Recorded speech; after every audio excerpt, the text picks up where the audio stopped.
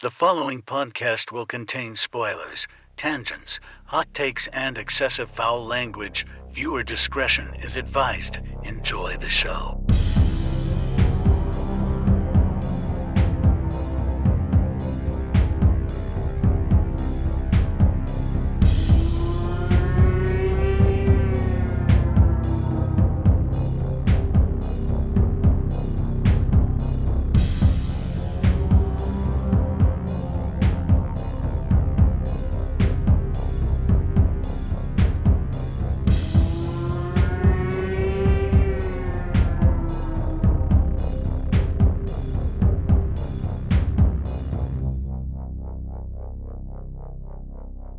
Welcome back to Frightmares Podcast. I'm your host, Austin Proctor, and joining me today for episode 363 is my good friend, Cory Johnson. Heyo, everybody. I don't have a creative thing for this one, just because it's hard to do one for this, because there's like... No spoilers, right? Like, it's like hard. Yeah, it's difficult. I totally understand that. Today on another installment of Zombruary Attack, we're discussing our deep cut pick, Dead and Buried from 1981, a movie that shows you you should never trust anyone in your life. That's what I get from this movie. Don't trust anybody. So let's see where this lands on the Nightmare Index.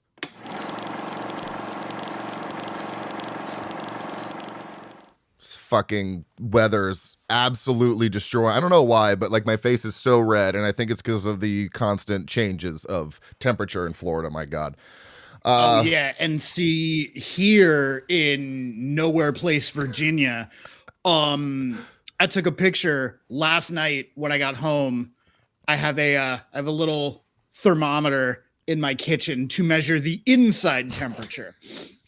48.8 in my house. Shit. God damn. Yeah, it's cold. And speaking of cold, this is the cold open where we're going to talk about shit we recently watched. Yeah, perfect segue there. But you've been watching anything good? I know you're planning to see Send Help tonight, which I will talk about with no spoilers, of course. I'll start off with an old movie that I rewatched, because even though I don't think it's labeled as horror, it's so horror parallel that I count it.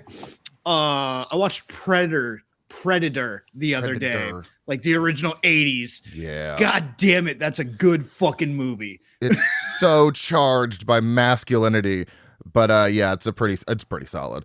I'm wondering. It's fantastic. And then I also saw Bone Temple, which I don't want to get too into because I'm still jockeying for like a bonus episode with you to do Bone Temple. So I don't want to get too into it in this conversation. But it's super divided. You either absolutely fucking love it, or you're like, it was all right. Like, I haven't seen anybody go, I didn't like that movie. But they're just like, it was all right. Or like me and Jessica, and we're just like, the fucking greatest movie of all time. Yeah, that one needs a rewatch because of the mental state I was in going into it.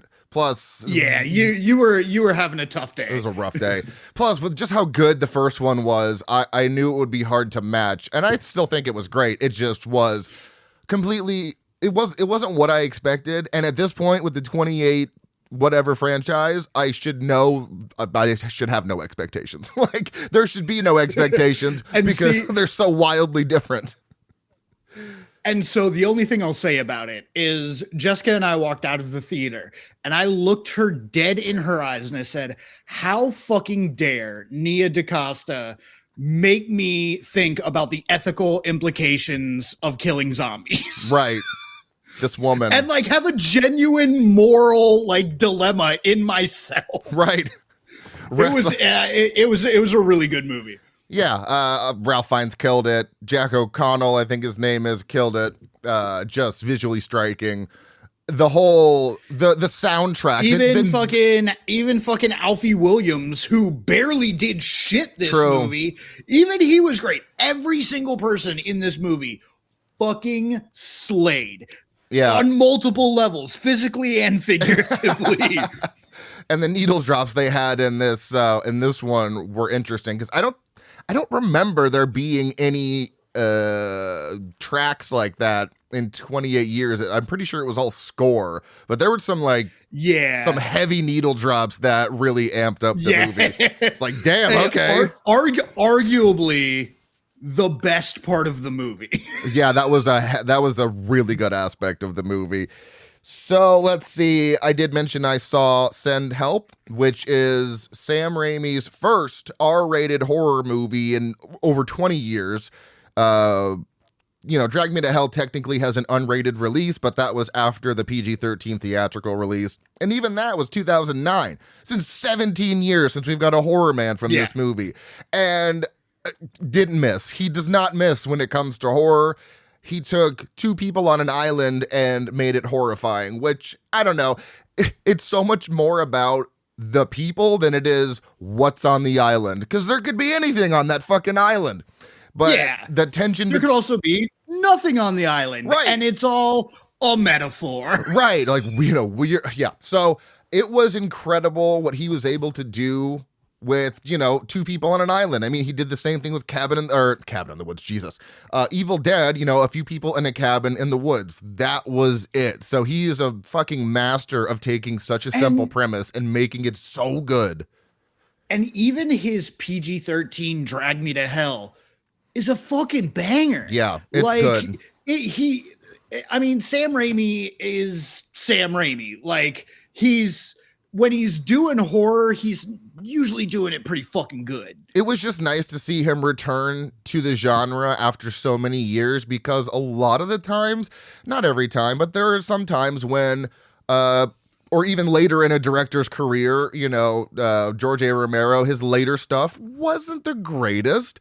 But for him to come back after such a long hiatus in the genre and just come out with an absolute fucking, as you described the movie we're talking about today, heater, I was very impressed because it has currently on the Letterboxd, it has I gave it a 4.5. It has a 3.5 out of 5, which is fucking crazy. For a quote unquote blockbuster horror. Yeah. That's pretty good. That's genuinely pretty good. This is Rachel McAdams like I've never seen before. She was I don't know what's happening in January. I don't understand. Every single horror movie I have seen in theaters has been, I think, 4 stars or higher. It's kind of crazy. This month has been fucking nuts. It's been crazy. I still have a wee bit of catch up to do, but I think within the next week or so, I'll be caught up with everything that is coming out, that came out in January at least. Because even in February, with Strangers Chapter 3, which I'm going to see Friday, which is not. Yeah, I'm gonna see it too. Do I care as much about that one? No, but I think at this point, I will have seen all of them, and all of them that went to theaters, I will have seen in theaters. Hell yeah. So it's just kind of like a thing. Yeah, and February also has Dracula. You also have Cold Storage. There's a lot of good shit coming out in February as well. Oh God, Cory's falling. Sorry, my laptop wasn't plugged in. Oh shit. And it's running on low battery, and I did not want the podcast to just randomly end. Yeah, that's fair. So I watched Send Help, and then today I'm actually going to see Markiplier's movie Iron Lung. I know the name, I know the face. I don't think I've ever seen any content from him, but it's got a good rating, and I'm going to go see it just because it's another horror movie in theaters. So I'll report back on that later, along with Strangers Chapter 3. But I watched a movie that was sent over to me by AV Entertainment called the Twilight Zone, the movie. What a weird movie, okay? I didn't realize... Is this the... 1983. 90s? Oh, 83, yeah. The Twilight Zone movie, yeah. Yeah, the movie.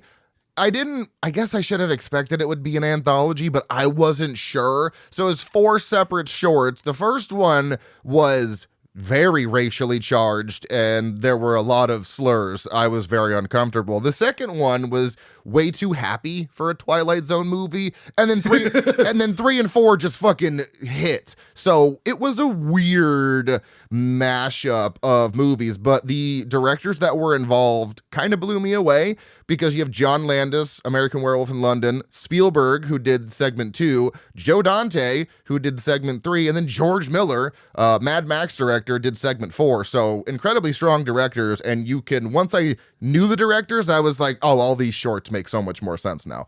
So that was an interesting one. I ended up giving it a 3.5 because it did exactly what I wanted from a segmented movie, where every short got better. So that was a nice upswing, and a lot of famous people from the 80s were in there too. And then this week, it's a fun time for sure. It's a fun, I remember the first time I watched that, I was in like middle school. Yeah, it's a very, like I said, it's very strange, but it's also really good. And then my cult movie challenge for this week was JD's Revenge. It was Blaxploitation week. And let me just read you this synopsis, because what a summary. So, although notorious New Orleans gangster J.D. Walker is shot and killed in the 1940s, his spirit remains restless for 3 decades until a hypnotist supernatural nightclub act allows him to take over the body of a mild-mannered law student and seek revenge on those who got him killed. It was it was a fucking trip, this movie. You have to kind of look past the very thin plot, but the third act reveal was incredible, and it was such a unique fucking premise, and I love a New Orleans backdrop, and it was from 1976, so you have that 70s aesthetic in New Orleans with a very strong, black actors. It was just so fucking good. I'm still working on my review for that one, because I am reviewing all the cult movie challenges in depth, but I ended up giving that one, I'm in between a 3.5 and a 4, but it was a really interesting movie. I don't think I'll see anything else like that. And this cult movie challenge is just broadening my scope of movies in general, because even though all of them haven't worked fully for me, I have seen so many things I wouldn't have seen otherwise. Like, never heard of this movie, don't think it ever would have come across my radar, because it's from a very specific time. Because the 70s was full of exploitation movies, and this is when blaxploitation was very prevalent. So I recommend that one. It is actually, funny enough, I went to go see where it was streaming, and the first movie on recently added for Shudder was JD's Revenge. And I thought, wow, that's very convenient for me to watch this movie. So it is on Shudder and Tubi if you care to check that one out. So deep it's in your thoughts. Right. It's just, I'm thinking of movies, and Shudder's like, here you go. Because I try to avoid Tubi as much as I can, just because ads can really fuck up the flow of your movie enjoying experience. But I think that's all I've got. I haven't watched much. This is February 2 now, and we always do. Since I have 31 Days of Horror in October, Gabby gets, some rom-coms and shit for February that she picks. I watch Jane Eyre, not a fan, don't care. From the opening shot, I told Gabby, this isn't going to be my thing. It's a Victorian setting. I'm very hit or miss on Victorian settings, and they took way too much time getting together. I was like, just smush faces and kiss already. The tension was there. So Jane Eyre, not my thing, but I'm also not shocked. It did star, this last name always kills me, Mia Wasikowski from, from Crimson Peak, which is another Victorian era movie, but that's Del Toro, so it's completely different. That's Del Torian. Yeah, Del Torian, yeah, exactly. That's perfect. So that's all I've watched. Let's move into the body count. So, Dead and Buried from 1981, released on October 9th of that year in the U.S., rated R for mild sex and nudity, severe violence and gore, mild profanity, mild alcohol, drugs, and smoking, and severe frightening and intense scenes. Coming in at a very brisk 1 hour and 34 minutes, listed as a horror mystery. Directed by a guy named Gary Sherman, who hasn't done a lot, but he did direct Vice Squad and Poltergeist 3, which contextualizes Poltergeist 3 so much more for me now, because he also did Dead and Buried. If Poltergeist 3 is a fun time, it just doesn't fit into the Poltergeist universe, if you want to say, but it takes place in a high-rise. It's a fun movie. Written by way too many people, but here we are, 4 people in total. Jeff Miller, who only has one other credit for something called the ABC After School Specials, so a little different there in genres. And then Alex Stern, this is the only thing he wrote. But then coming in with the last 2 here, we have Ronald Shusett, who also wrote a little movie you might know called Alien, The Final Terror, and Total Recall. And then Dan O'Bannon, who also wrote Alien, The Return of the Living Dead, which we've covered on this podcast, and Life Force, a Tobe Hooper movie that everyone should see. Composed by a man named Joe Renzetti. He also composed Vice Squad, Child's Play, and Frankenhooker, which we've covered on this show. Cinematography by Steven Poster, who did the cinematography for Big Top Pee-wee, Rocky V, and Donnie Darko. And then edited by Alan Balsam, who edited Revenge of the Nerds and Better Off Dead. Starring James Ferrantino as Sheriff Dan Gillis, who did a lot of work in TV, like 77 credits and all sort of episodic television, but he was in Bulletproof as Captain Jensen, the Adam Sandler, Damon Wayans vehicle, that movie, which I've seen like one time. No idea. Oh, wow. Yeah, it's really I don't think that no one knows about that movie. Then we've got Melody Anderson as Janet Gillis. She was in Flash Gordon as Dale Arden. Jack Albertson, and this is the wildest credit in this movie, Jack Albertson as William D. Jobs. You might know him from Willy Wonka and the Chocolate Factory as Grandpa Joe. Nancy Locke as Linda. She was in Pretty Woman as Olsen's sister. And Lisa Blount as, quote, Girl on the Beach, Nurse Lisa. She was in The Prince of Darkness as Catherine Danforth, something else we've covered on this show. Estimated budget of $3 million with a worldwide box office gross of nothing I could find. Filmed in Mendocino, California, which is shocking because it is an East Coast set movie and it does not feel like California at all. You can watch this on Prime, Pluto, and Tubi. Listen to the movies that came out around the same time. Escape from New York, The Fox and the Hound, which I have still never recovered from in my childhood, Blowout, Eye of the Needle, which I don't know, but it's a funny relation to what happens in this movie, Star Wars Episode 5, The Empire Strikes Back, Deadly Blessing, An American Werewolf in London, Caligula, and Halloween 2. Pretty fucking solid time to be seeing movies. That's a deep set. And this is the best IMDb summary because it's so short, and I hope no one else reads more than this because it does not give anything away like some of the other synopsises do, but it is simply Sheriff Dan Gillis investigates eerie deaths in a sleepy coastal town. 10 out of 10 IMDb summary. Okay, so if you watch this on Tubi, do your absolute best to not read the synopsis. It gives more away, doesn't it? It gives the movie away. Oh, what? Really? Yeah. Oh no. Do you have the Tubi app? Yeah, let me see here. Pull it up real quick. I'll fill the dead air. Boop boop doo boop boop boop boop. No, but for real, it gives away the entire movie. However, the way the movie does it, I'm like, okay, that's fine. Like, even though I know and they give you what the twist is at the very beginning anyway. Yeah. But okay. Still, there's still some to this that they didn't reveal, which is good. But yeah, there's because at 36 minutes you get that kind of first peek behind the curtain when we'll get to it. But yeah, that's more than I would want to know. So let's roll into the autopsy. Okay, don't play the movie, Tubi. Jesus, started playing the movie.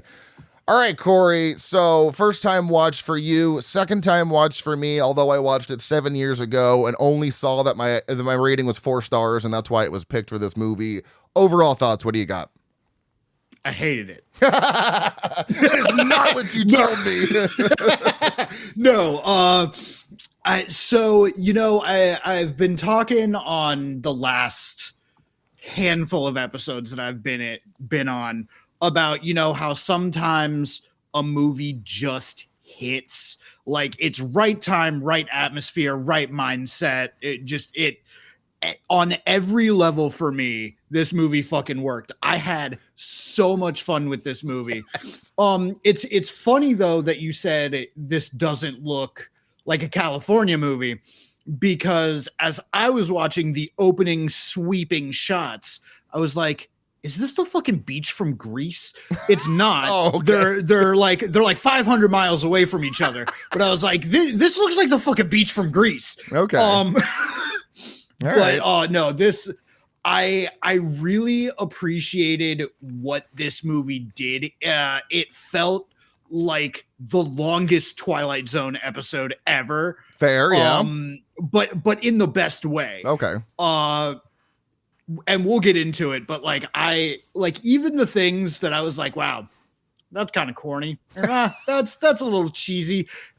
In the context of what was going on, for me, it worked. And I'm going to preface everything in this episode that I'm going to say is this is for me. I did 2 dabs before I watched it and then paused it at the halfway point and did another dab.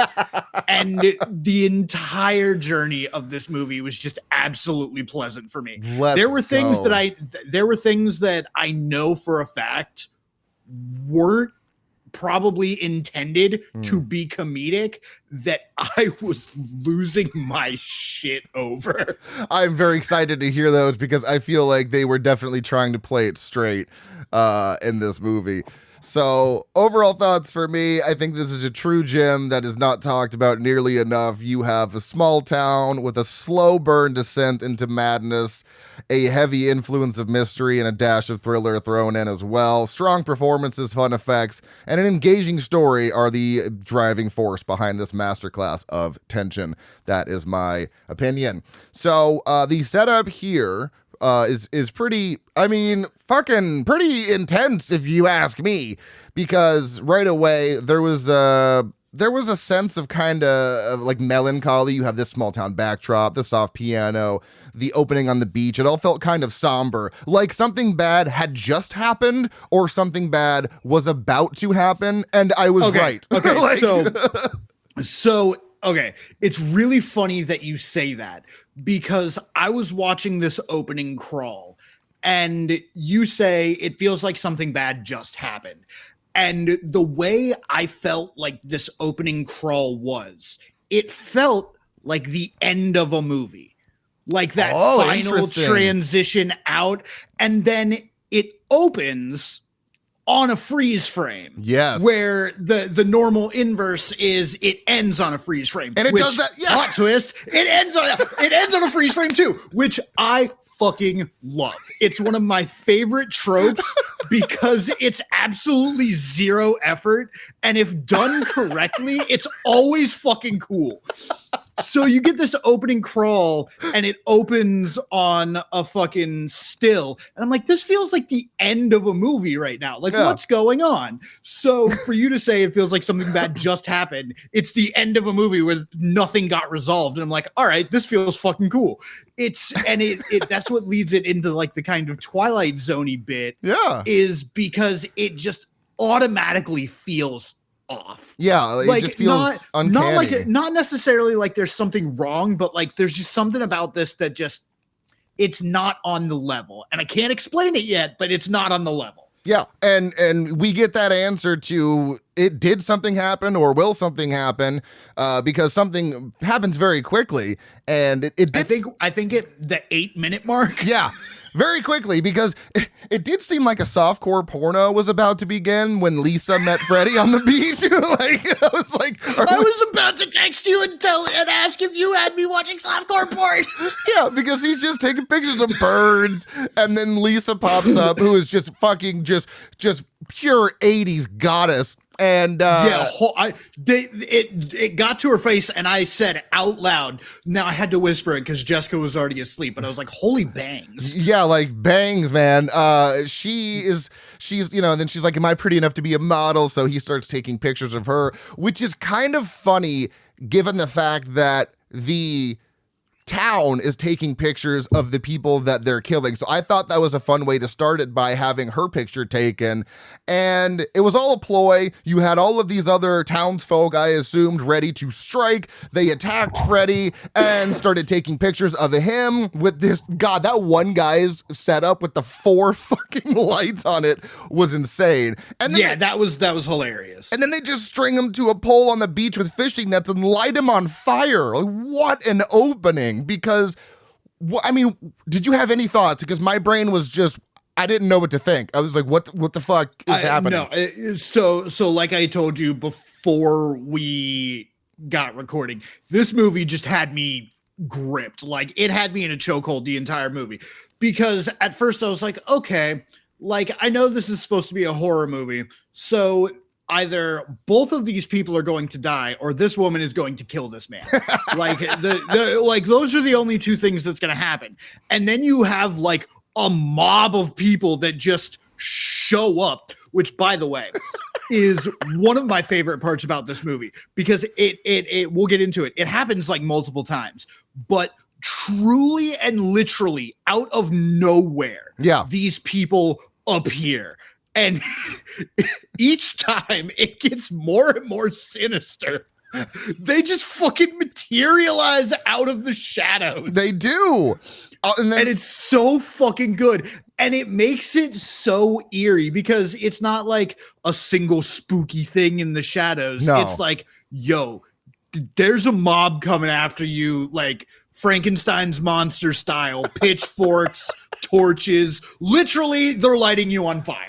Yeah, getting lit on fire on the beach. And since you talked about it, I'll just mention it now because it just seems so relevant. But especially the segment where that family comes through town, they crash into that pole, take refuge in the house. It is such a masterclass of tension. They see the light on, but then it quickly turns off. They go inside, there's no power. And then they're just stalked by this shadow outside of the house that we see. They're oblivious to, and then out of nowhere, just a gaggle of townsfolk come in and try to rip this family apart. It's so good. So since you brought up that point, I have some notes. One of my favorite lines in the entire movie is when they're in that house and the wife is like, they're fixing the fuses in the basement, and I'm just like, ma'am, what about this situation has led you to that exact conclusion? Because everything up until this moment right now says the opposite. And that sequence also like solidified my opinion of the way this movie uses like offensively bright white light and shadow darkness as a storytelling mechanic and not just an effect to blur some special effects. Right. Makes it really fucking cool. Like, I was sitting there and just like, wow. I know from like a mechanical standpoint why they're doing this. It's the 80s. I know where the technology is at this point. So, but to go, okay, so we have to do this to make this work. So how can we make this a part of what's happening in the story? Which is why you get all these people materializing from the shadows and they're creeping with a silhouette background. It's so fucking crispy. It's so good. Yeah, that shot specifically too in that same scene where the family runs to the car and that guy with, the 4-light camera rig is behind them illuminating their backs but silhouetting them in the front was just such an incredible image that will stick with me for so long. So the use of light and dark in this movie I felt was very, very effective. There's a lot of cool imagery and shit in this. So I did want to mention too, because I forgot to mention him in the credits, but we also get a baby Robert Englund in this. I don't think I've seen him in anything pre-Nightmare on Elm Street, but Robert Englund was he the kid? Robert Englund was not mechanic. He was the fucking tow truck driver that was pulling the car out of the water. Oh shit! Yeah, Really? yeah, he's in this movie. He just has such a baby face, you just don't recognize him. And also, Potter's Bluff is the illest fucking town name I've heard. I love. Yeah, it's pretty fucking good. It's good because it is truly innocuous. It's not step 40 in the fact that like it sounds like too good of a place or too spooky of a place. It sounds real. It legitimately sounds real. So you do get introduced to Sheriff Gillis pretty quickly. He's trying to solve the strange murder that happens in the beginning of the movie because they take George's body, because his name is George, even though, he's like, I'll be called Freddy, but his name is actually George. And I guess the townspeople, because at this point, I don't really know, even though I saw it, I don't remember anything. I assume the townsfolk had placed him in this car that they were like staging as how he died. And you're like, why are we staging his death? I don't understand. Why don't you just bury him? He was a guy coming through town. He didn't live there. It just didn't make sense as to why they would display his body and not dump it somewhere. But I guess my speculation with this was to keep the sheriff busy doing what he was doing, investigating all of this, so the mortician could do what he was doing with all of the voodoo and the black magic. So it's so funny that you say that, because for 90% of the movie, Dobbs was my favorite character. I fell in love with his character. This just curmudgeoned, old, slick talking, city working mortician. He's been there forever, and he's just done. Yeah, he's crotchety. He's so crotchety. But every line that comes out of him is just slick talking gold. Like, Cory's getting too excited. I fucking loved his character. I have multiple notes about Dobbs. So first one is Dobbs is my favorite character. And then later on in the movie, Dobbs is the master, calling it at 5858. Okay. The next line under is when Gillis is confronting him about something, and he's given like this whole spiel, and he goes, cosmetologists give birth. I make souvenirs. And I'm like, oh, that's a fucking cold ass line. Like, there's no way he can be the master, because like he cares about his job too much. He wants to give the family something to take away. So I say in my notes, I'm sorry for accusing you, Dobbs. And then my last note that I made is, wait, it is Dobbs.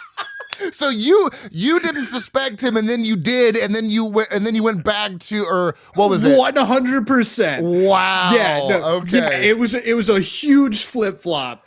And this is why I had so much fun with the movie, because very rarely does a movie like actually take me with it. Yeah. And even if I think I figured it out, does it change my mind? That's true. With dialogue. And it's okay, so since you brought that up, I wrote down some similar notes, especially on Dobbs, where I thought that he was behind all of this because Gillis is catching on kind of quickly, but then he's dismissed by Dobbs. But it gave me the impression that maybe he's in on something in the town. I just don't know what, especially when he's mad that Gillis buries George, who was Freddy, in a casket that was sealed because he doesn't get to work his magic. And I'm like, I'm taking that like literally as in magic, black magic, voodoo. I don't think you mean metaphorically as in let me work my magic and make them pretty. But then also, like you, I felt like, okay, it's not him towards the end when you just mentioned, and then it was, and I was like, this motherfucker, I knew it, and then I second guessed myself. And speaking of the voodooism angle, so because I read the synopsis on Tubi and I was like, okay, I still have no idea what this is going to be. So I went into this with absolutely like zero knowledge. I had negative knowledge. I had to pay attention to gain knowledge to then get caught up. Yep. And I did not suspect voodooism, which once I saw the book, I was like, all right, there's some racism there. But as soon as I saw the book and the knife, I made the note of, and now it's a satanic panic movie? Fuck yeah. That's crazy because what's even funnier, right? At around 55 minutes, Janet, who is Gillis's wife, she has the voodoo dump of lore where she explains the plot of the movie that we're watching to this class of children, and you're like, but is that what's going on here? Are we okay. I have a note. Janice is a Walking Dead thing, calling it now at 55:10. Yes, but I love the lore dump because in like zombie lore, it does involve witchcraft and it does involve black magic, reanimating people who are essentially slaves to their masters. And in order for the master to attain control of the souls that are his undead, he has to cut out their heart and keep it hidden. So, like, again, she's literally explaining the events that unfold in this movie, which were crazy to do it that late in the game and then have it be what's actually going on. And then you find out Janet was Dobbs's first creation. So she's been an undead thing this whole fucking movie. Yeah. Which is wild. And Gillis cannot wrap his head around the fact that his wife is dead. And it was a gut punch when she kept saying, bury me, I'm dead. And then he buries his own wife. Oh my God. But when do we think Gillis got turned into one of the undead? Because has he been undead this whole, well, no. He hasn't been undead this whole time. I'm thinking. No. I genuinely think we're gonna go Truman Show-esque. Ooh. Because Dobbs says I can put whatever thoughts I want into them. Yes. I gave Janet love, fear, yada yada yada. So I'm thinking, this entire movie, everyone that is in the town as the movie begins is already dead except for Dobbs. Interesting. And that's why they're killing new people. And it's only new people that come in. That's true. That is very true because they're killing and then out of towners. It goes from Truman Show to Shutter Island, and Dobbs just lets Gillis run this fucking imaginary loop because that's what gives him purpose as a zombie. Because everybody has to have their own little purpose. And that totally tracks with the fucking movie. Starting on a still frame and ending on a still frame gave me this kind of cyclical plot happening where it's just he's doing this over and over and over, because Dobbs also mentions, I liked our little game of chess, like in the context of the movie, implying it could be replayed. Exactly. Because it's a game. Right. Yeah. So it's just like, oh my God. But that whole ending sequence with Dobbs and Gillis, and then he just clicks on all these projectors which are showing all of his creations. Fucking what an insane reveal. It was fucking crazy. I thought to myself, I was like, this is a weird Matrix reference. Oh my God, it is like weirdly kind of Matrix coded in a sense, I guess. Yeah, I was like, this feels like the architect scene. Yeah, it kind of does. Except it was way before. So, Wachowskis, you've got something to answer for. Oh yeah, so that makes the most sense. Yeah, because they are only killing new people. They're killing people out of towners, people who don't live there, so that way Dobbs can build this undead army and just do as he pleases. For what? For why? I don't know. I guess things really changed after he went to that chocolate factory with Charlie, and it's a very fair reaction, I feel. But Yeah, and then going back to kind of the beginning, because I figured we would jump around, but that's fine. George actually survived the incident that he, the fake, the burning, I guess, although he had fucking, he was completely burnt to a crisp. But then Lisa coming in and posing as a nurse and just stabbing him right through the eye with a giant needle was one of the most metal kills from the 80s. I don't know I assume that would kill you because you're probably poking through the eye and into the brain, but I don't know. Would just that alone kill somebody? Your eye is like ever so slightly below your brain. You would have to angle it upwards. And she does she does kind of come in pretty low, but that was a great fucking kill.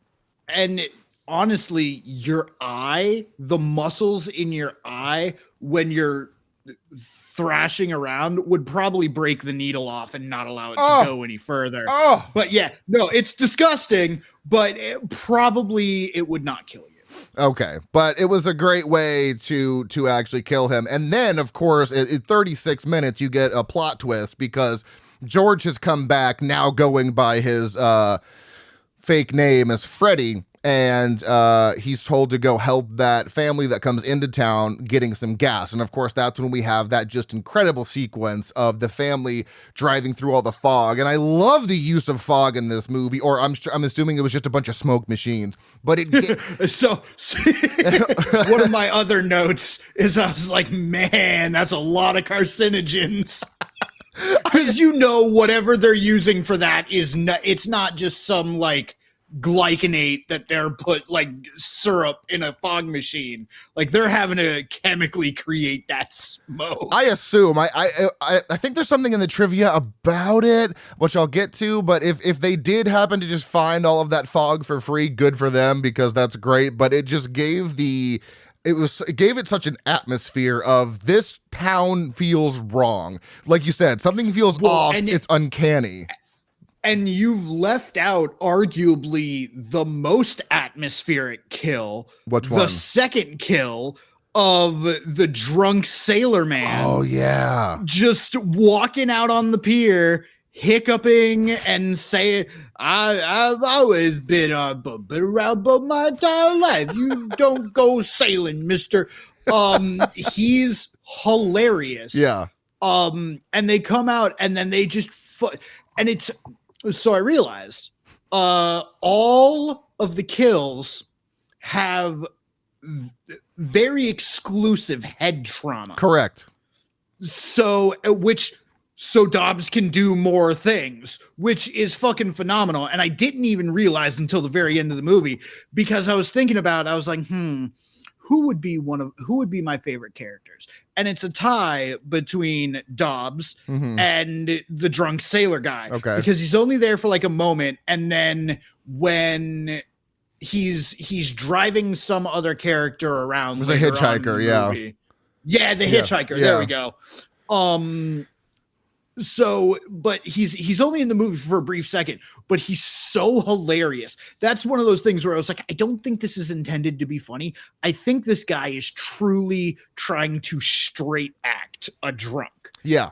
And he's given his best, which, okay, I'm going to go into this now. I'm going to tangent ever so slightly. Yes. One of my favorite things about this movie is the characters, because it feels like every actor in this movie decided in the best possible way that they were going first draft of their character. And what I mean by that is when you're writing drafts of anything, your first draft is always the most creative and the most outlandish. And then you whittle it down into like the few things that do work all together. Yeah. But it feels like every character went, all right, how's this character going to go?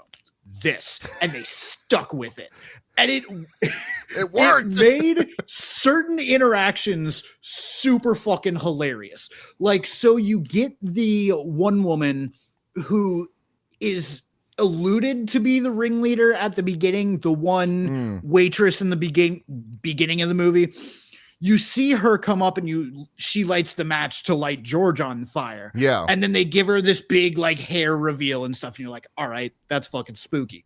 And then you get these characters talking in the diner and you hear a voice and the camera pans up and it's her. And there's this like really dramatic hit of orchid, like, boom. Yeah. And I'm like, we saw her face already. That's not spooky. Just in case you forgot.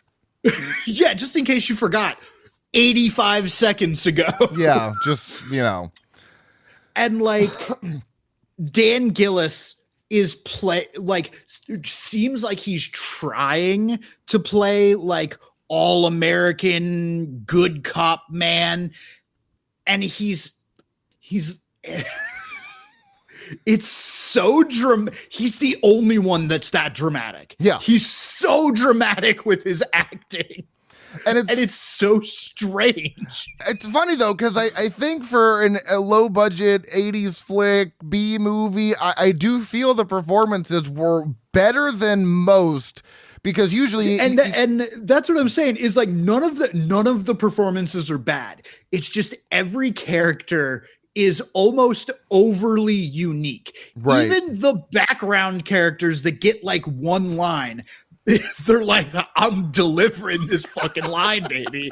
Like, we're getting there and it's gonna be my best. And that's why I think this movie works so good, because around this era you were getting those campy, hammy performances, cheesy one-liners, but they're playing it so straight outside of a few moments that I thought were funny like you, but it's just it's full commitment to the umpteenth degree, and I think like everyone killed it. Like you've got the fucking hotel owner. Yes. I don't know what he was going for. But every time this man was on screen, I was like, oh my God, he made this decision. Is this what he sounds like regularly? Yeah. It has to be. Like, you don't create that. He's just playing himself. That's just who he is in life. Go ask your wife. He had a weird inflection at times, which I didn't understand. He also needs to dust that fucking hotel. Did you notice how dusty that hotel was? I was like, is this all a facade?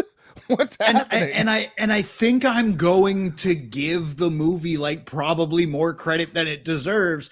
And yeah, it's dusty because he's fucking dead. He doesn't notice. Right. Like, and also no one probably that's why all the there. houses seem run down. Right. Yeah, like no one staying at that hotel. Maybe that guy just happened to slip in at the right time, but I don't think anyone has stayed there in so long. But I saw all the dust and dirt, and I was like, okay, either this is a front for something and everyone's going into this whole town killing people. See, and that's the thing. It's funny. All the people that were killing the people coming into town, I didn't suspect them to be the reanimated dead for so long until we got and even after we got Gillis hitting the dude with his car and the arm, I was like, I still don't know how there are zombies. Right. Like, yeah, they hide it. And they don't hide it, but they hide it so well, and they play it so close to the chest. Especially when going back to that lore dump of the zombies, when Janet is talking about how they don't walk around with their arms out and attack you. They can imitate human life so well, because these are traditional zombies. These aren't the biting infected zombies that would become popular, after Night of the Living Dead, and, you get bit and you transfer this virus. These are traditional, brought back to life, voodoo infused zombies that can imitate humans. I do like the element that they added where Dobbs is like, I can put it, like you said, I can put into these people thoughts or feelings and stuff like that. I don't know if that's accurate with like traditional lore, but that was a really cool element. He can essentially create whoever the fuck he wants through the power of black magic, and it's just such a wild journey to get to that explanation. because they leave breadcrumbs the whole time, like finding that book of witchcraft. I immediately thought, well, Janet's in on this. She might be the ringleader at this point. She knows so much about it. But I did not suspect her to be undead at all. Not even crossed my mind. Definitely not. Didn't cross my mind at all. One of my other favorite things, speaking of lore dump, is all of the characters. And looking back on this movie, it's definitely a hint at what's going on. But all of the characters seem to expound way more than is necessary. Like the first guys in the bar are talking, and the one guy just basically leans over and says like this one person's whole character narrative. My actual favorite line of the movie is technically a little piece of lore dump. Ooh. When Dan Gillis is talking to Mr. what is it, Buskell, the principal. Yes. Like, so he's confronting the principal about Janet doing something. And up until this moment, we don't know who this man is. Right. He's just referred to as Mr. Herskell. And Mr. Herskell, at the end, when Dan goes, well, are you sure? He goes, I know everything that goes on at that school. I'm the principal. Like, okay, cool. Like, that's not something that a person would say.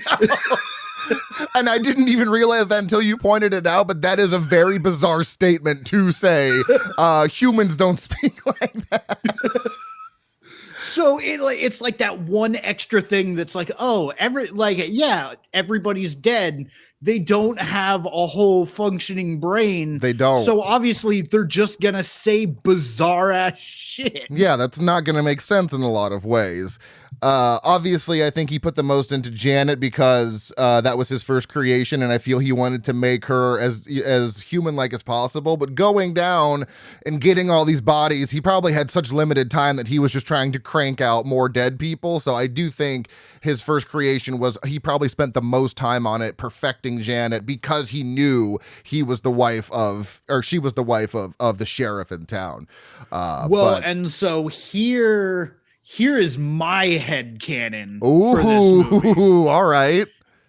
Janet is the dead body that got Dobbs kicked out of St. Louis. Ooh, I like that because he brought her along, and then got Gillis, then got everybody else.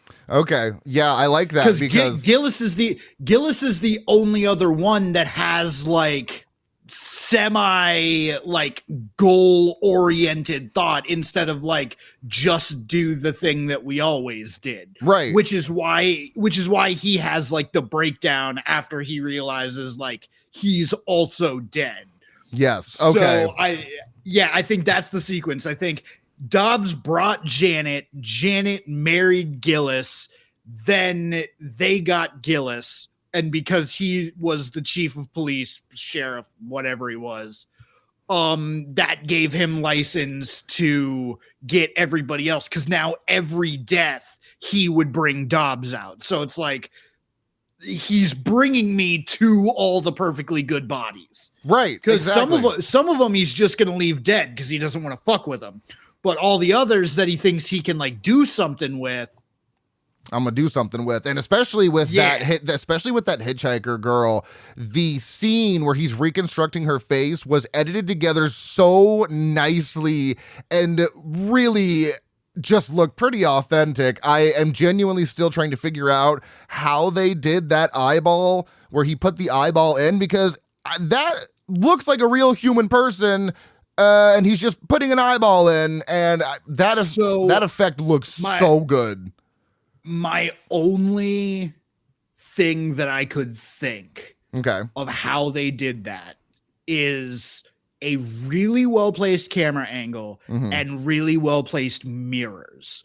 Because if you black out the space on the mirror itself and film onto it, then even when she goes in, it'll look like you won't be able to see her fingers because it's covered. The trickery, yeah. That would be the only thing that I could think of. And then maybe they put like a like a similar colored eye patch on her. So yeah, I don't fucking know. Yeah, that's it. But I was like, that's good. That's shit. really fucking cool. That's like good for the shit. 80s. Like I want to know how they did that. Yes, that's what I'm saying. For the time frame and the the $3 million's a pretty low budget, but they used every penny of that for the effects. Also, though, like, so touching back on Predator came out in 87. Yeah, and they had pretty damn good, like, straight up invisible special effects. Yeah, that was interesting. So I mean, the technology had to have only gotten better. So this is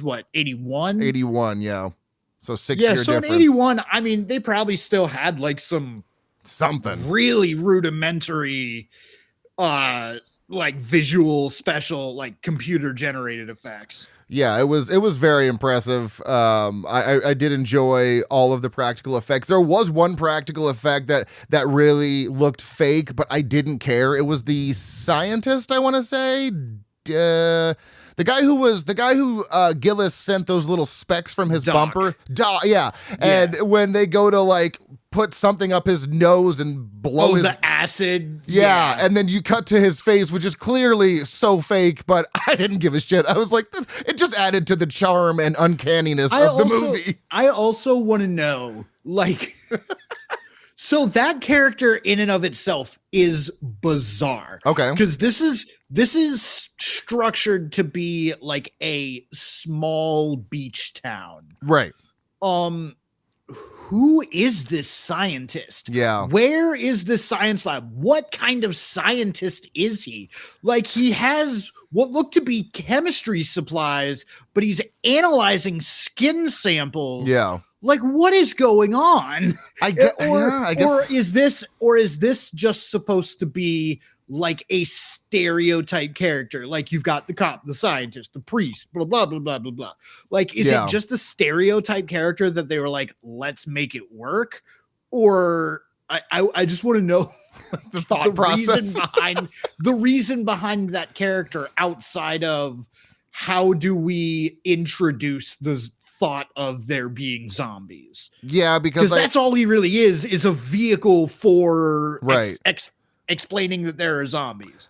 Because I don't think a small town like that would have a forensic scientist, because that's what he felt like, was some sort of forensic scientist, but a small town, right? Especially shouldn't, because they're telexing to St. Louis. Exactly. So his character and what they did with him felt odd, but it wasn't enough to take me out of the movie. Honestly, it was something I just I just looked past it a little bit. I'll go ahead and answer this question. I was never taken out of this movie. Yeah, I was on the fucking ride. I was buckled in, and I posed for the in-ride picture. Yes, that is the best description for how you enjoyed this movie. One thing I did want to, I don't have much left, but the one thing, because they're taking pictures of all these people, and it took me so long to realize why they're taking pictures of all these people. And it's so, and then all the head trauma, because head trauma means you can't really identify who that was, so you send them to the mortician, who then takes those photos and recreates their faces. I thought that was pretty fucking smart, in my opinion. Yeah, and I didn't figure that out until the very end. And I'm like, oh, that's why I just thought they were taking pictures to disorient people and, big flashing lights. No, they were for the coroner to read, or their mortician to remake their faces.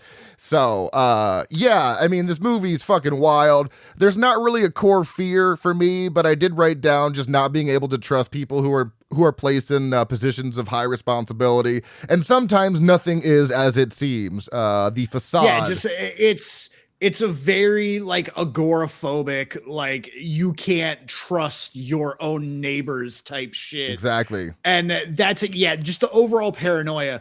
Because another thing that I really enjoyed about this movie was just watching Dan slowly become more and more paranoid until he just fucking snaps. He snaps. Like and it's so good because it's a very clear escalation. Like each kill is more and more violent.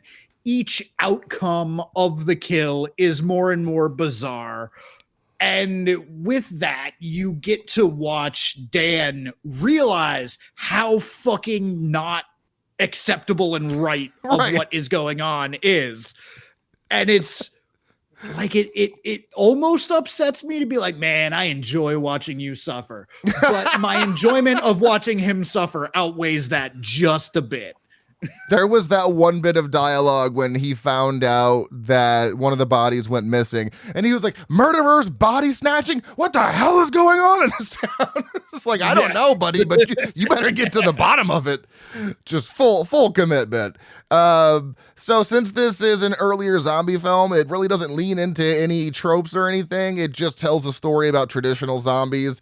It doesn't really have that biting infection at all. These are people brought back to life and made to look real and act like humans. So I'd say, since zombies were becoming ever so popular after like Dawn of the Dead, which we just reviewed, this is definitely a different entry, like a different vibe overall than most of the zombie movies we would get out of the 80s. And fun fact, Dan O'Bannon, who wrote this, would also write another very unique zombie movie, Return of the Living Dead, that was like really the first horror comedy zombie movie. So Dan O'Bannon, what a fucking guy, just writing two incredibly unique, outside of Alien too, two incredibly unique zombie stories. I had so much fun with this. I'm glad I didn't remember anything from it, because it's like just like you and Deadstream. But I knew I watched it, but I didn't remember anything. So I got to watch it for the second time and be like, man, this movie's so good.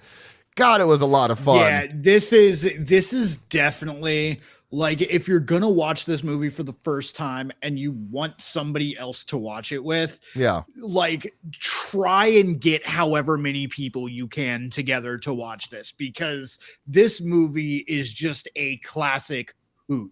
Like, it's a hoot and a holler. Even if you're not fucking baked out of your mind, like, it's probably still really fucking good. There's probably a little less comedy going on than I thought. But man, this movie just hits so hard. And I'm not going to say like it's wholly unique, but for its time, it might have been wholly unique. That's kind of I feel like a lot of other stuff might have been unintentionally been inspired by, but yeah, no, the whole town killing people to integrate them into the town. It's kind of Stepford Wifey, right? Kind of Truman Showy, kind of Twilight Zoney, kind of Shutter Islandy. Like, there's a lot of fucking good going on in this movie. It's a fucking heater for sure. And well, you were saying all those movies. The two movies that came to my mind, it's like Wicker Man by way of Pet Sematary.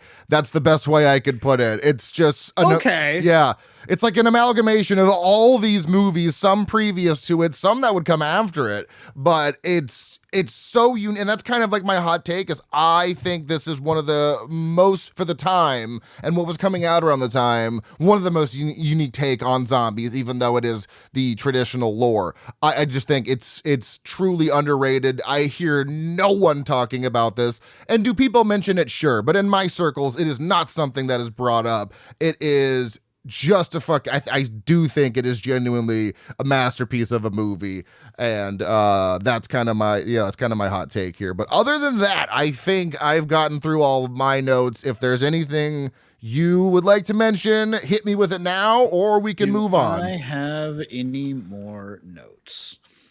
So one of my only other comments on this movie is when Dan goes to dig up George's grave. Yeah. And he opens the casket. And at the time, I didn't realize it was a bundle of clothes. So I just took a note that said, kind of disrespectful to take up space in a graveyard for just a sack of gunk. Land is limited on Earth. Because, like, graveyards, like, there's zoning, like, you have to do things to prepare a graveyard, and to bury a essentially empty casket, that's a dick move. With just the beating heart inside. But yeah, and then he opened it up and it was the heart, and I didn't want to erase it or make a new note on it. I just went with sack of gunk. Yeah, sack of gunk. Yeah, that's fair. Rode with it because that's when he realizes, oh my God, I think I know what's going on in this town. I just heard my wife talking about this. Oh no, oh God.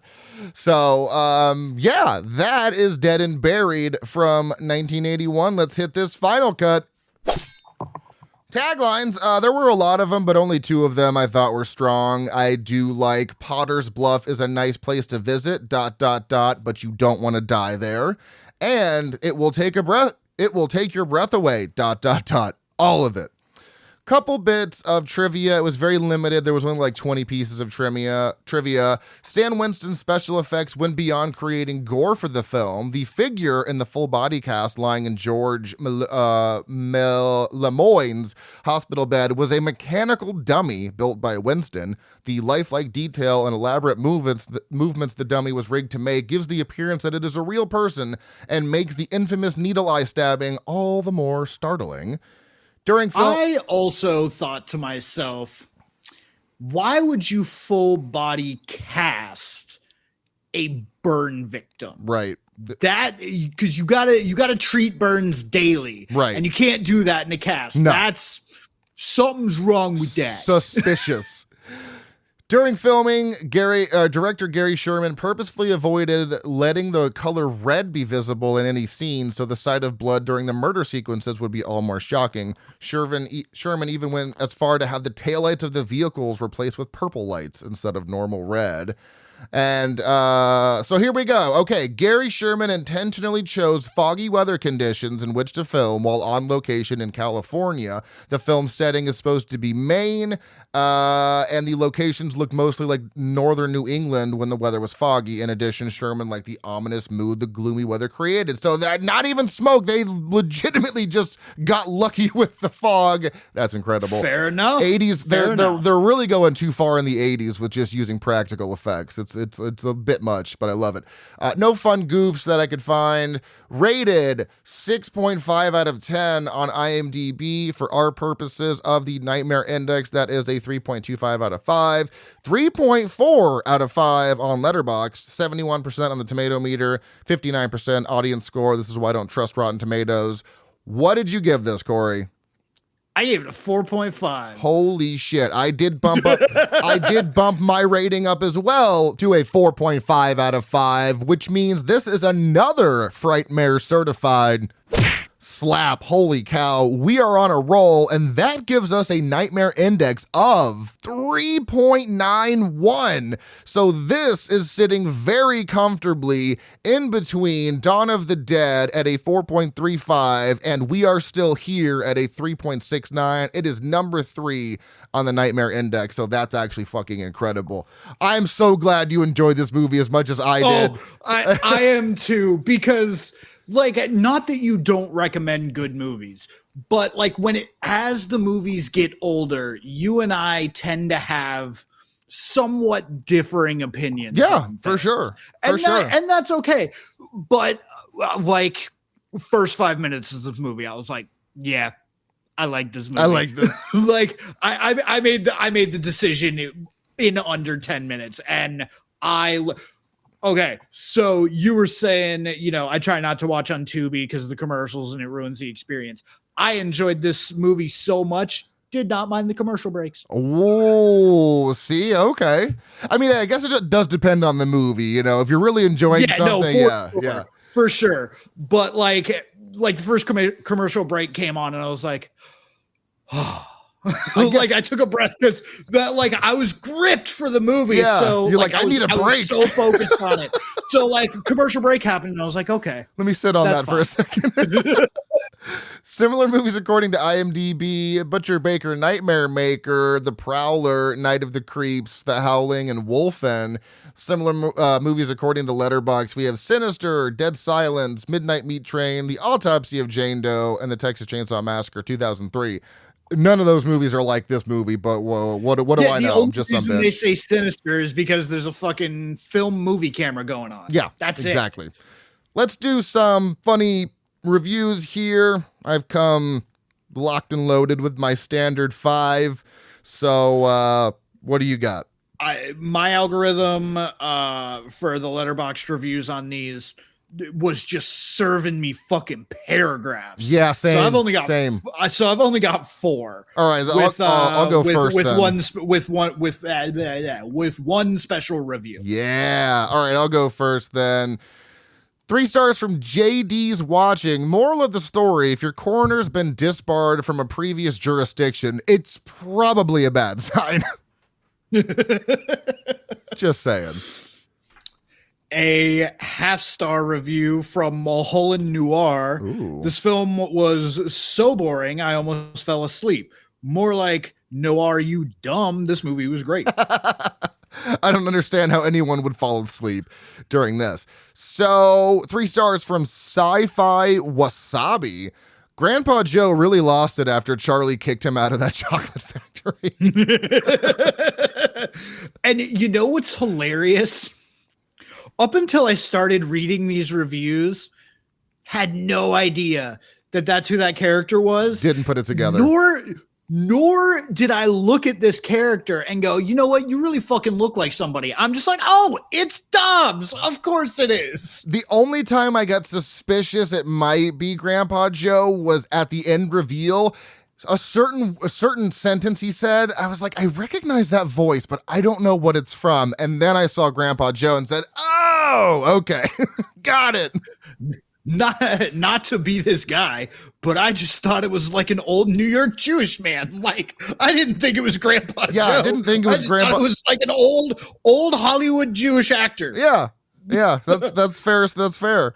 Were you next or was I next? I was next. All right, do it to it. A 1 star and a heart review. Interesting. From Pops Faded. My father was dead and buried in 81. What the fuck? God damn. The same time this movie was released. Shit. All right. 3 stars from KYK. Okay. I would fit right in with these photophilic undead freaks. And I don't know what photophilic meant, so I had to go look it up, but it's strongly attracted to bright light. So there you go.